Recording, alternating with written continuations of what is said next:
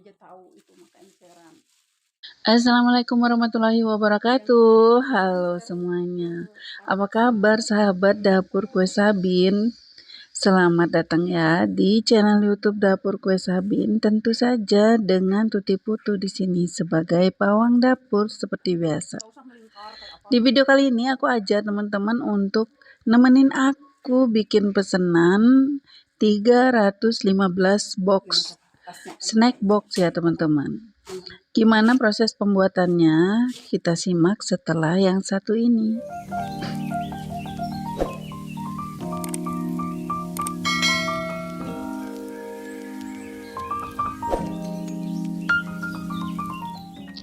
Ini aku lagi masak santan ya teman-teman, yang aku beli tadi di pasar, santan murni yang sudah jadi aku masak dulu sepulang dari pasar biar nggak basi. Kita masak santannya dengan api sedang aja teman-teman, jangan api besar supaya nggak pecah ya.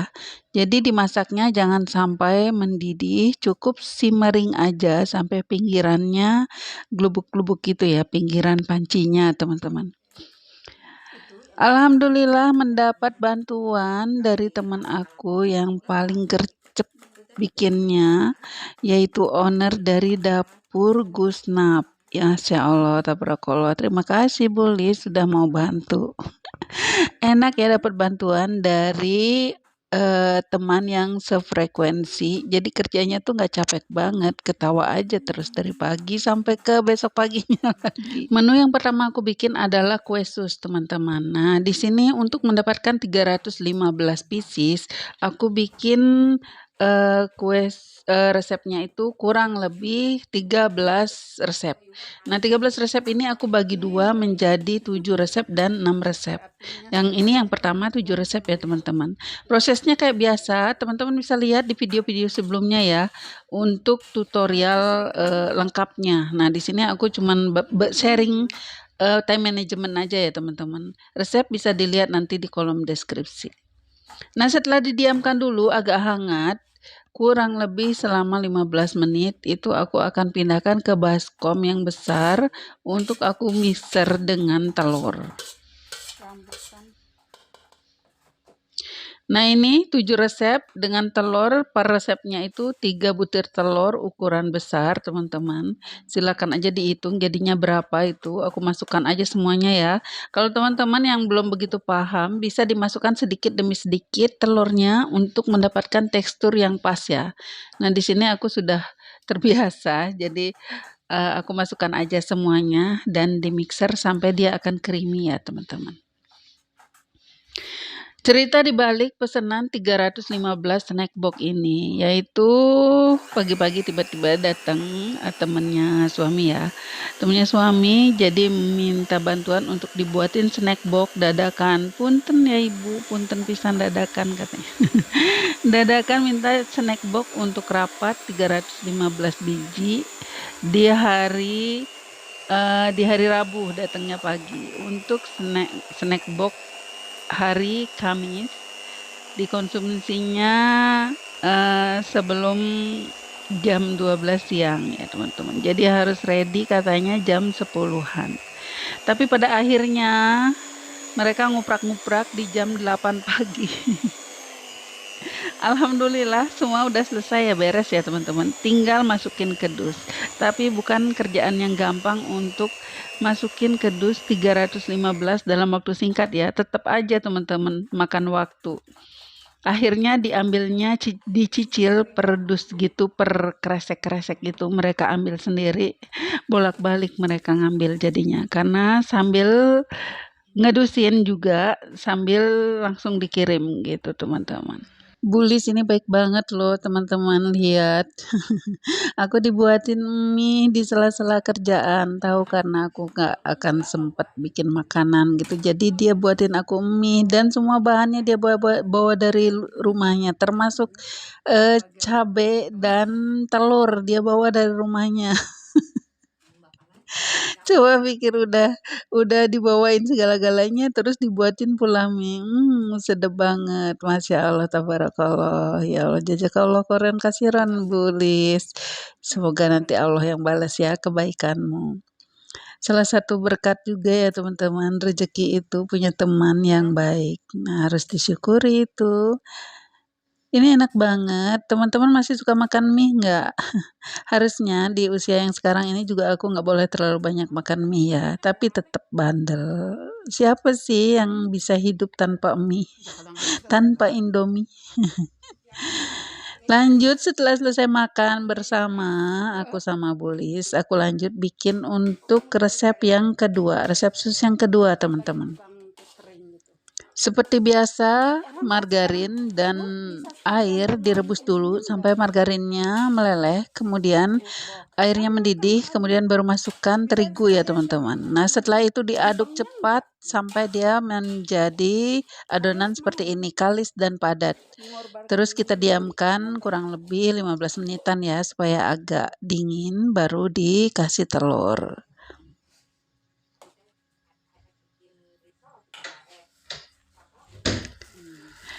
Sementara menunggu adonan kedua dingin, aku lanjut untuk nyetak sus.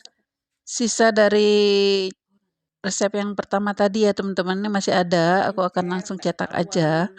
Nah untuk cara menyetak sus sudah sering aku sharing ya teman-teman di video-video sebelumnya, tapi di sini aku akan liatin lagi ke teman-teman cara untuk nyetak sus supaya susnya itu hasilnya bagus, montok tinggi, nggak gepeng ke pinggir ya teman-teman. Teman-teman perhatikan saja caranya. Jadi nggak perlu diputar lebar-lebar ke pinggir, cukup dari atas aja, kemudian tekan ke bawah sedikit. Nah ini hasilnya akan sangat memuaskan ya teman-teman. Ini aku zoom dulu sedikit supaya teman-teman lebih bisa melihat cara aku nyepuitnya seperti ini ya. Kalau yang belum biasa pasti akan kesulitan. Nah, sering-sering aja latihan bikin seresep atau setengah resep ya teman-teman. Untuk latihan aja. Jadi pastikan jangan terlalu dekat juga, beri jarak di setiap titik adonan ya supaya hasilnya nanti maksimal. Perputaran suhu panasnya itu kena semua susnya. Di sini aku nyalain lagi oven. Tadi tuh sudah selesai sebenarnya sesi pertama, cuman sayang gas ya teman-teman, aku matikan aja ovennya. Kemudian ini aku nyalain lagi untuk yang sesi kedua, mulai lagi dari awal. Daripada tadi lama nunggu ovennya kejeda, sayang gas. Sekarang kita langsung lagi dimulai dari awal ya teman-teman ovennya. Taruh aja di rak bawah dan api atas bawah nyala di suhu 200 derajat. Ini udah mateng, nggak lama kok teman-teman. Kurang lebih 30 menit tuh udah mateng seperti ini. Jadi awalnya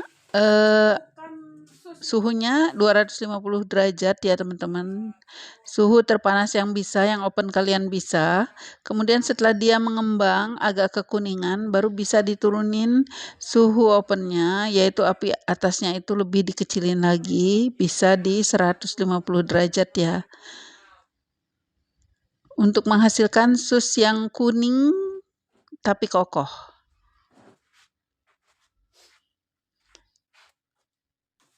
Oke, pindahkan aja sus yang tadi udah dingin ya teman-teman ke wadah. Meskipun itu masih ada adonan sedikit lagi, aku mau campur aja ya.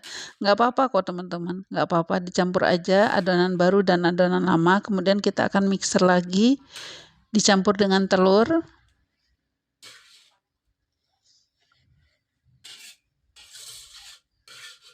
Justru hasilnya nanti akan bagus ya, yang lamanya itu menyampur sama adonan baru.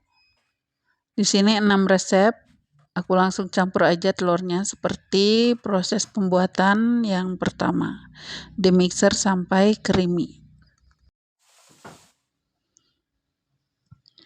Oh ya, aku mau sapa dulu buat teman-teman yang baru aja bergabung dengan channel YouTube Dapur Kue Sabin. Selamat datang ya di channel ini. Ini channel apa sih ya? Teman-teman biar nggak bingung aku jelasin di sini channel masak memasak teman-teman. Ini masak harianku ya. Kalau untuk menerima pesanan, jadi bukan hanya tutorial aja, bukan khusus tutorial juga. Kalau teman-teman mungkin melihat lebih banyak time management ya teman-teman, proses pembuatannya. Kalau untuk tutorial aku sesekali aja bikinnya. Jadi kalian jangan protes di kolom deskripsi, Mbak Tuti itu ngapain sih, nggak jelas tutorialnya, lompat-lompat. Emang begitu ya teman-teman, karena ini memang apa ya, sharing tentang kegiatanku hari-hari aja. Untuk resep teman-teman bisa lihat di kolom deskripsi. Ini langsung bikin isian risoles dulu. Ini untuk isian risoles rogut ya teman-teman. Kita masak dulu bumbunya. Bumbu seperti biasa sangat sederhana. Bumbu bawang merah, bawang putih diiris bisa, di blender bisa, kemudian ditumis ya teman-teman. Kemudian ini aku pakai metode yang nggak seperti biasanya, ini dengan terigunya di awal ya. Biasanya aku masukin terigu atau maizena di belakang, ini di awal. Tambahkan air sampai terigunya sedikit mencair. Untuk sayurannya sendiri juga aku sudah rebus karena banyak ya teman-teman. Jadi aku bukan rebus ya, dikukus duluan teman-teman. Wortel, kentang itu dikukus dulu, kemudian langsung aja gampang nanti tinggal nambahin ke adonan terigu ini. Aku tambahkan susu SKM seperti biasa, favoritku kalau masak-memasak memakai susu SKM karena rasanya memang selegit itu ya teman-teman. Lebih enak memakai susu SKM, aku suka. Ini sayurannya yang tadi kita kukus, kita pindahkan aja langsung ke vla ya. Ke vla yang tadi kita buat dengan bumbu-bumbu yang sudah di blender. Kemudian aduk sampai rata, sampai tercampur semua seperti ini bentuknya, teksturnya. Jadi creamy, tercampur rata ya teman-teman. Ini enak banget meskipun sederhana juga bumbunya. Kita beralih ke bumbu untuk ketan serundeng. Nah, menu kali ini yang aku sediakan adalah ketan serundeng, sus, dan juga risoles teman-teman. 3 macam aja menyesuaikan budget yang sederhana juga ya. Di sini aku memakai cabai keriting, bukan cabai segar ya. Kenapa pilihannya cabai keriting? Bukan mau ngirit teman-teman, tapi untuk menghasilkan warna yang bagus ya untuk serundengnya. Kalau pakai cabai keriting itu warnanya tuh lebih keluar nanti kuningnya, kuning kemerahannya ya teman-teman. Di sini aku memblender bumbu untuk serundengnya dengan blender dari Signora ID yaitu Grand Blender. Ini keren banget kan teman-teman. Nah tadi teman-teman juga sudah lihat ya, mangkok untuk menghaluskan bumbunya yang sedikit itu, yang kecil itu, jadi kayak mangkok gitu, enak banget. Nah ini juga bisa untuk menghaluskan bumbu, sudah lembut sekali, langsung aja kita tuang ke wajan. Jadi wajannya masih yang tadi bekas aku bikin adonan sus ya teman-teman. Aku tuh nggak punya banyak alat. Jadi gilir-giliran. Nah ini tanpa minyak ya, dimasak dulu itu bumbu apa namanya, bumbu serundengnya dimasak dulu. Tambahkan juga dengan gula pasir dan garam. Kemudian baru masukkan kelapanya. Nah ini kelapanya nggak perlu dikukus dulu tadi, langsung aja yang dari pasar aku taruh di freezer dulu ya tadi teman-teman. Kemudian baru langsung diproses untuk dijadikan serundeng seperti ini. Diaduk-aduk sampai semua bumbu tercampur rata. Ini pengadukannya lumayan, teman-teman harus sabar, dimasak dengan api agak sedang, tapi nanti setelah mulai mengering apinya dikecilin aja. Prosesnya lumayan lama, bikin tangan cangkel ya kalau orang Sunda bilang, pegel teman-teman. Sementara Bulis ngaduk serundeng, aku lanjut untuk sesi ketiga di sus. Nah, ini serundengnya udah jadi, warnanya kuning. Entah kenapa, sedangkan cabenya warna merah, tapi hasilnya serundengnya warnanya kuning. Itu harus dicari tahu penyebabnya ya, teman-teman. Lanjut, kita menu berikutnya yaitu risoles. Nah, ini aku bikin untuk adonan risoles sekaligus 3 kilo ya, teman-teman. Pakai wajan yang besar juga. Kok wajan? Baskom besar tempat tadi bikin sus, teman-teman. Ini bumbu keringnya semuanya dicampur dulu dengan terigunya. Kemudian kita bikin lubang di tengahnya, masukkan kuning telur. Seperti biasa, resepku tuh memakai kuning telur ya untuk adonan risol, teman-teman. Karena putihnya nanti kita akan pakai untuk salutan risol sebelum dipanir. Masukkan air sedikit demi sedikit. Diaduk di bagian tengahnya. Nah, kalau caranya kayak gini nanti nggak akan terlalu bergenindil ya, teman-teman. Nggak akan terlalu susah untuk menyatukan terigunya. Ini udah lembut seperti ini. Tadi dimasukkan juga minyak goreng.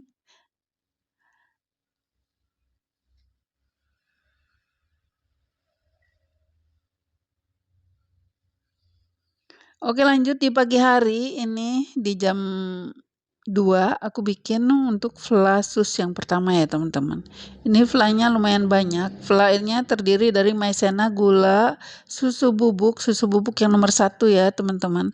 Susu bubuk, kemudian ada vanili juga, ada kuning telur juga. Diaduk, dimasak sampai dia creamy seperti ini dan gelubuk-gelubuk. Setelah itu baru diangkat dari kompor dan belibet Bu Tuti dan kemudian didinginkan. Setelah selesai membuat fla, kita lanjut untuk bikin ketannya. Ketannya ini setelah direndam dulu semalaman, langsung aja dipisah menjadi 2 bagian ya. Satu di langseng gede dan di langseng kecil. Yang satu 3,5 kilo, yang satunya lagi 2,5 kilo.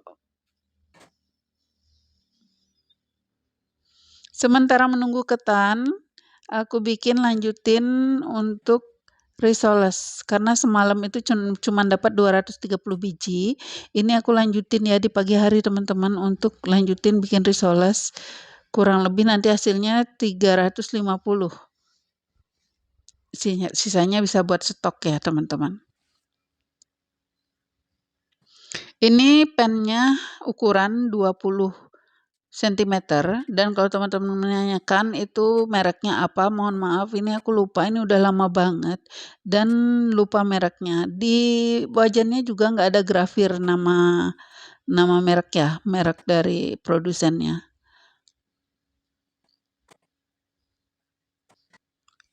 Karena memburu waktu, jadi langsung diisi sambil nyetak ya, teman-teman.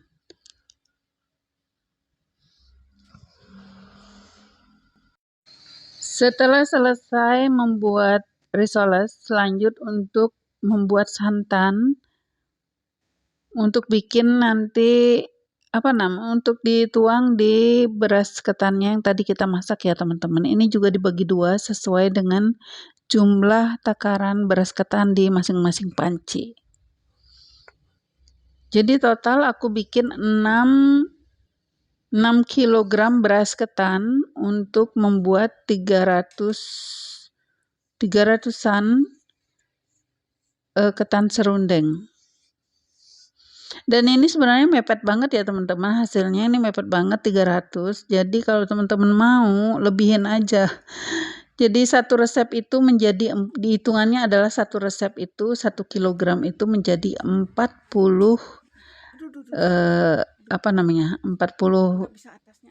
pieces ya, ketan serundengnya. Mohon maaf untuk ketidaknyamanan teman-teman ya kalau melihat ini kami kerja di bawah di lantai, karena memang ini sangat berat, jadi takut terjadi sesuatu kalau di atas kita kerjanya ya, teman-teman, takut tumpahan atau gimana, kita langsung di lantai aja. Ini tadi santan yang panas mendidih, langsung dituang ke beras ketan yang masih gigih ya, masih aron gitu. Kemudian nanti kita akan masak kembali selama 1 jam. Nah, ini panci yang kedua sudah siap untuk dituangin santan juga. Ini tadi masaknya kurang lebih 20 menitan ya teman-teman. Jadi prosesnya adalah beras ketan yang sudah direndam itu kita masak langsung selama 20 menit. Kemudian setelah 20 menit kita angkat, keluarkan dan baru disiram dengan santan panas. Kemudian setelah itu kita akan masak lagi selama 1 jam. Nah, ini tadi ya santan yang aku bikin, santan areh itu ya teman-teman, dibagi dua masing-masing disesuaikan dengan jumlah beras ketannya.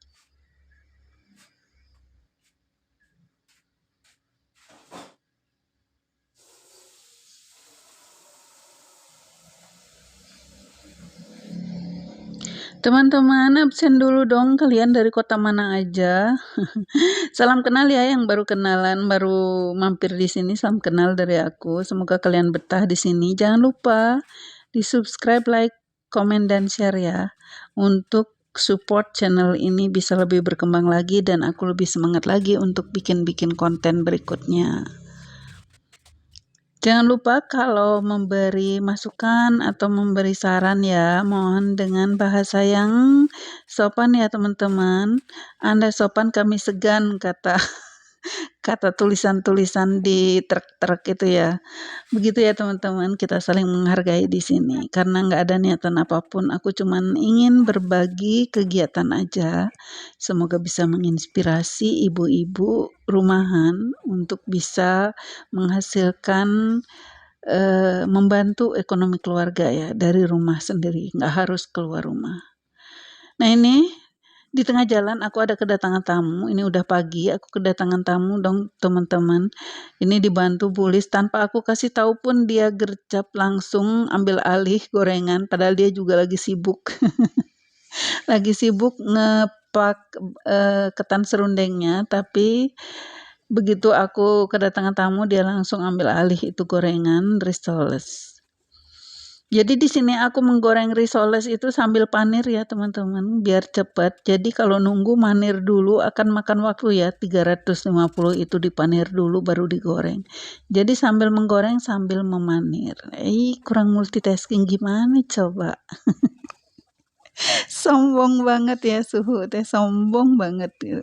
Suhu kompor kali ya Allah. Hiburan teman-teman biar nggak capek kerjanya. Nah, ini resep tuh kan salah lagi. Tips untuk menggoreng risoles supaya risolesnya nggak pecah. Jadi teman-teman memasaknya dengan api besar ya, dengan minyak yang super panas. Masaknya juga cuman sebentar, paling 2 menitan. Lanjut, kita pindah teman-teman. Itu tadi sudah selesai bikin risolesnya. Kita mau isiin sus. Ini flanya udah dingin, udah mengental. Kita isiin susnya ya. Ini aku isiin separuh aja, kemudian dibantu sama Cisa ya, karena udah pagi, udah pada bangun semuanya. Jadi dibantu untuk mengisi susnya. Bukan kerelaan sih bangun ngebantu emaknya. Ini karena diuprak-uprak. Bangun, keburu. Kalau udah kepepet itu emaknya berubah jadi singa, teman-teman. Semuanya diuprak-uprak, disuruh bangun, disuruh bantuin ya. Nah, ini hasilnya teman-teman udah beres semuanya ya kerjaan aku. Ini ketan serundengnya, kemudian risolesnya juga udah beres. Nggak ke foto, mohon maaf nggak ke video. Kemudian yang tadi juga apa ya? Menu satu lagi sus juga udah siap dan ini kami udah selesai packing teman-teman. Mohon maaf nggak ke video karena ditungguin dan kami sangat menghargai itu ya teman-teman. Jadi nggak sempat ngonten. Panik meongnya masuk ke dalam. Dilarang banget ada meong kalau lagi packing. Nah, ini AA-nya ini sampai 4 kali balikan untuk mempercepat ya, mempercepat bisa kebawanya itu kue-kue ya teman-teman. Oke, sampai di sini dulu video kali ini. Mohon maaf untuk ketidaksempurnaannya. Sampai ketemu di video-video dapur kue Sabin lainnya. Terima kasih ya yang udah tetap setia dengan channel YouTube Dapur Kue Sabin. Wassalamualaikum warahmatullahi wabarakatuh.